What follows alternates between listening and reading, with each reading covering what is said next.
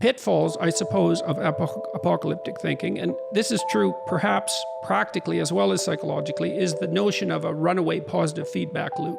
Right. And so while the Greenland ice pack melts and then currents in the oceans change because of that, especially the warming current that keeps England from not being Arctic, that disappears, and that happens like in 2 weeks, and the whole damn thing freezes and we're all dead. And runaway positive feedback loops do happen. That's not inconceivable. So how do we know how do we deal with that, say practically and psychologically? Well, let's look at the ice, first of all. So it's the West Antarctic ice shelf that we worry about, or Greenland.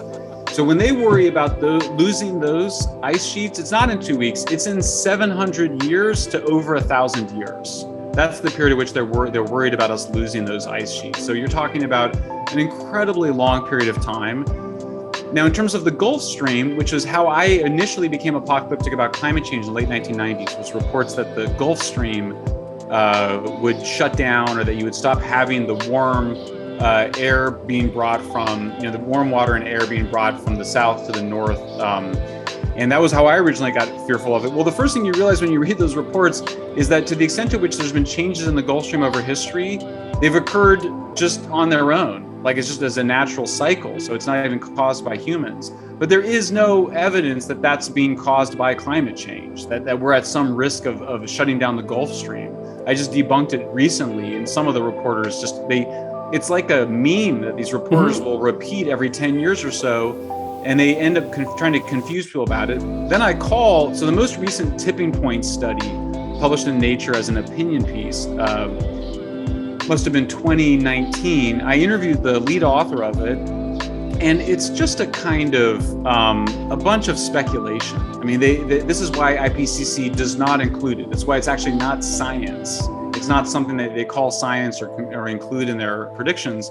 And I interviewed him about it. He goes, and they had this whole scenario of ice sheets and the Gulf Stream and the Amazon. And I was trying to figure out how it would work exactly. And then he kind of goes, well, he goes, look, the real problem is that at first they thought that there would be that greater warming would bring more rainfall to the Amazon. And then the scientists changed their minds, and now they think it'll bring less. So you have these so-called feedback loops that we don't even understand which direction much of the time they would go in. So, it's not to say that you shouldn't worry. I mean, Bjorn has recently... Okay, so one of the things I always told my clinical clients when they were worried about something was, well, you're hyper worried about that, but you're not worried about a bunch of other things. Like, you're hyper worried about taking action, but you're not worried at all about not taking action. It's like, well, there might be a disaster lurking there too. It's like there's this notion, an unexamined notion, that there is some safe route. Right. And so that's generally not the case. And so there is a small probability of an unexpected positive feedback loop, and perhaps that might even be heightened with climate change. Who knows? There's a small probability of that. But then there's also the danger of panicking unnecessarily about hypothetical positive feedback loops and then spending a tremendous amount of money and demolishing things counterproductively. And that, are you so sure that's not a bigger danger? And so, right. Yeah. So, right. So if you take it out of the climate conscious, you do asteroids, and you go, we should really be spending much more on asteroids. What's the right amount to spend on asteroid detection? Because we could spend a lot more on asteroid detection. Well, you could devote the whole GDP to asteroid detection, and then there might be a supervolcano. And well, we didn't spend all the money on investigating the supervolcanoes. Or the same thing could be said for climate change. Or an electromagnetic pulse from the sun, which is like a really high probability event, once every 100 years, basically. And one took out the Quebec power grid in like 1986.